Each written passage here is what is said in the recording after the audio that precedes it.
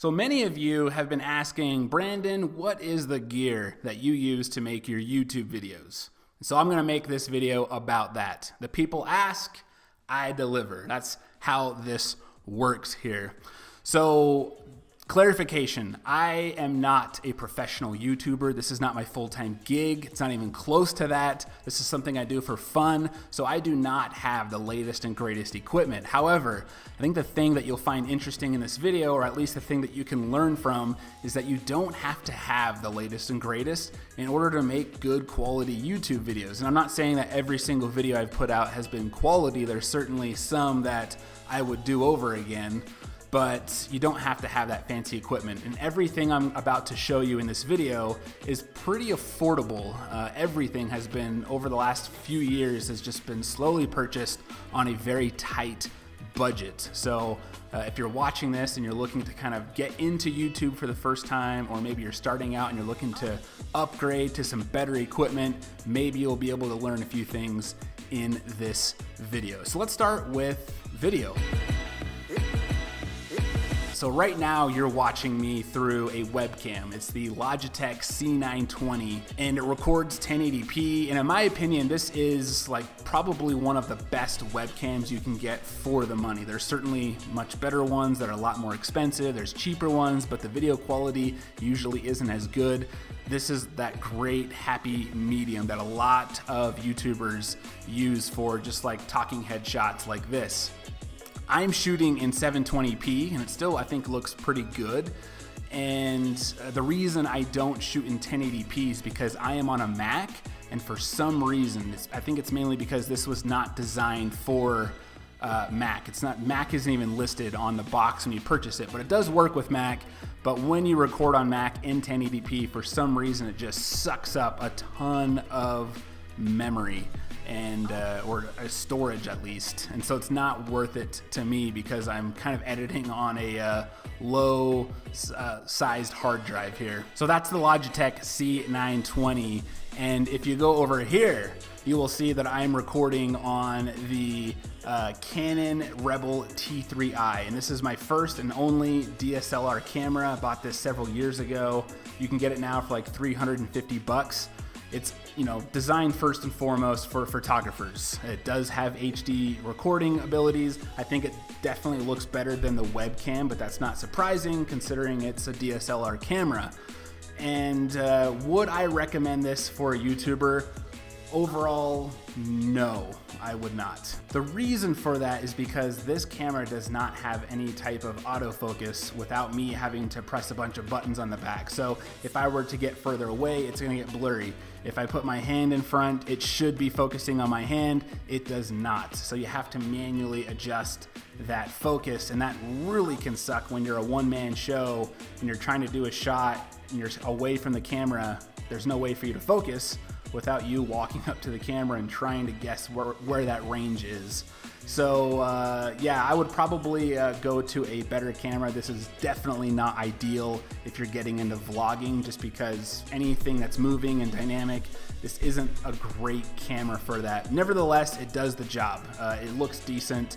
It's just, you know, it takes a little bit extra work to get a good shot on this camera. The tripod that this is sitting on is nothing to write home about. I bought the cheapest possible tripod I could find on Amazon. It was like 20 to 25 bucks. Again, all of these are linked in the description box below.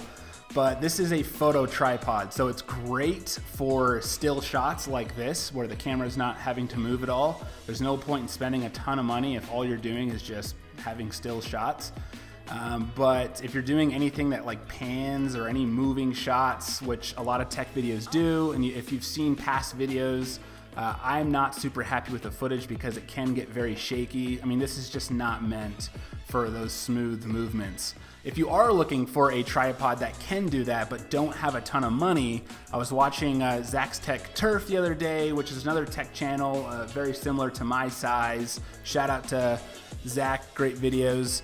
But I noticed that he uses the Amazon Basics tripod, which is for video cameras. It's I believe 75 bucks. and his shots look great in terms of how smooth they look and everything. So I would highly recommend getting that tripod, paying the extra money for that $75 range for a tripod. It just makes a big difference. There are more expensive ones that bigger YouTubers have, and they certainly have their advantages, but if you're just starting out, you don't want to blow too much of your budget on the tripod. And then we have the Google Pixel. This is a great camera for just quick point and shoot stuff. In fact, all of the B-roll footage on this video is shot on the Google Pixel. It can record in 4K, and if you don't have the Google Pixel, no problem. Just about every good flagship smartphone, whether it's iPhone, Android, they have great cameras these days. Now let's talk about audio.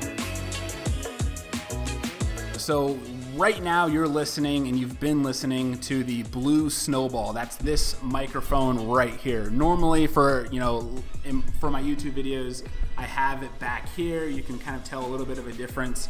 It's a great studio mic. So if you're doing a lot of just, voice work and stuff like that and don't have a huge budget, this, in my opinion, is one of the best microphones you can get on the market right now for the money. It's 50 bucks for this thing, and you get really good quality. I'm in a very echoey room, and you can't really tell that echo is there with this microphone. So highly recommend this one. I would say this should be one of the first purchases you make, just because audio is very important for your videos. And this microphone is sitting on this scissor arm right here. You can see it kind of moves around, and then I've got this pop filter, which I've never believed in pop filters. I always thought they looked dumb. I still think they look dumb, but boy does it make a difference, especially with your P's. And I say pixel a lot in these videos, and so I would highly recommend getting the pop filter. That is my audio setup when I'm doing like webcam stuff, because this only plugs into USB. So this records directly into the MacBook. It does not hook up to the DSLR camera here, which is kind of a bummer.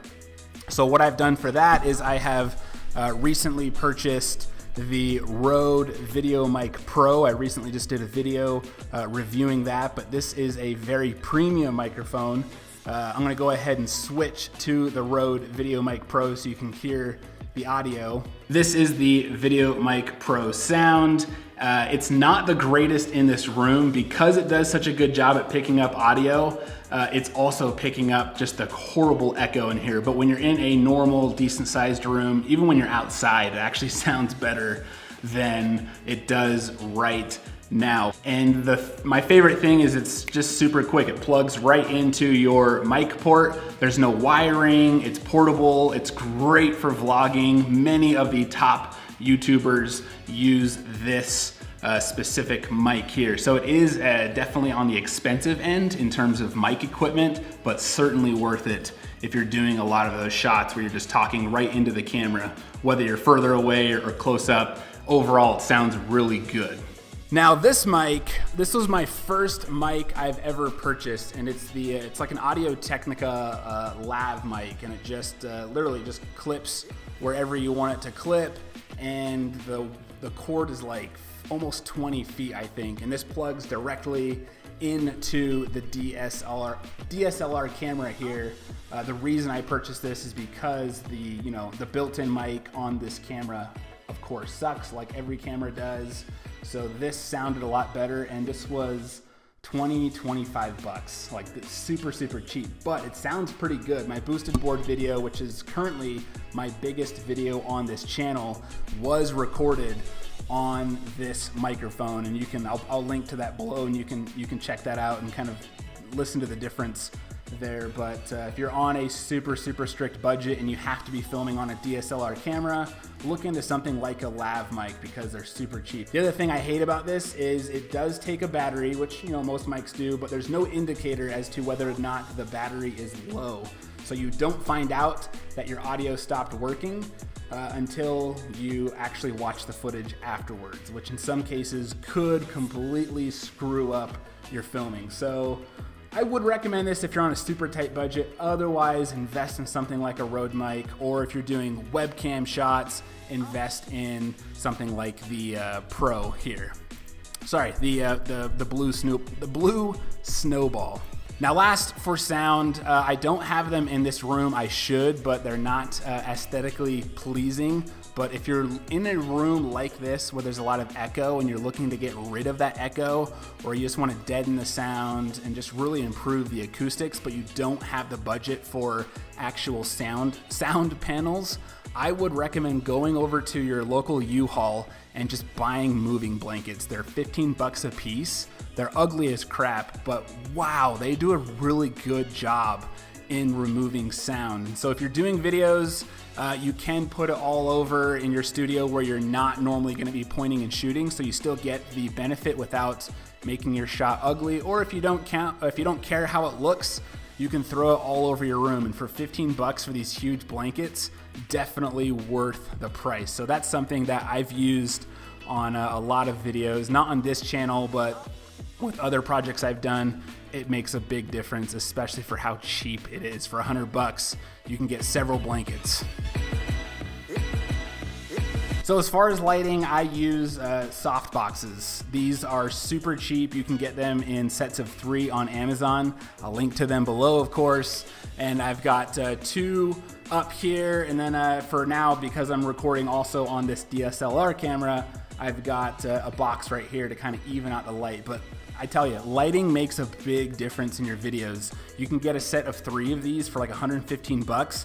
I've bought 2 sets, so I've got even more lights over here depending on some of the projects that I'm doing. If I need a lot of light, or if I'm in a poorly lit room, that's where you benefit from having a lot of soft boxes on hand. But if nothing else, just get the 1 set for 115 bucks, and that will be one of the best investments you make. Then editing, I do all of my editing on the MacBook Pro Retina. It's the 2014 model. It's got 8 gigabytes of RAM and only 128 gigabytes of storage space. So it is not ideal for video editing. There are some projects where I'm literally just maxed out on video space. I hope this project is not one of them, just because I'm shooting on multiple cameras here. But I edit on a Mac. I love it overall, with the exception of, the storage space, but that's my problem for not getting more. But I edit on Final Cut Pro X, which is a great software. It is super easy to use. I'm not saying it's better or worse than Premiere. It's just what I'm comfortable with, and I would highly recommend it to others. Also, while I'm editing, I use the Audio-Technica M50X headphones, and these are known, even here in 2017, as long as these have been out, they're still one of the best headphones you can get for under 200 bucks. So it's $150, which I get that's pricey, but it's definitely worth the investment. These are professional studio monitoring headphones. Makes a big difference when you're editing. You can hear all that background noise that you can, take out in post-production. And it just sounds great, super comfortable, even when I wear them with these glasses. I've worn them for 12 plus hours before working on projects, and sometimes I forget that I even have my headphones on. So those are probably, even still today, my favorite headphones for the price. They sound great. Like, honestly, they sound like $500 headphones. So it is a little bit of an investment, but I would definitely say it's worth it in that department. I'm curious, do you watch YouTube videos with headphones on? If so, what headphones do you use? Are they just, basic Apple earpods? Are they fancy, studio monitoring ones? Let me know in the comments below if you watch YouTube videos with headphones on, or if you usually just use, the built-in smartphone audio, or if it's on your laptop. Just be curious to know that kind of stuff there, because you do notice a difference. So that's it. That is the gear that I use for my YouTube videos. Hope you enjoyed it.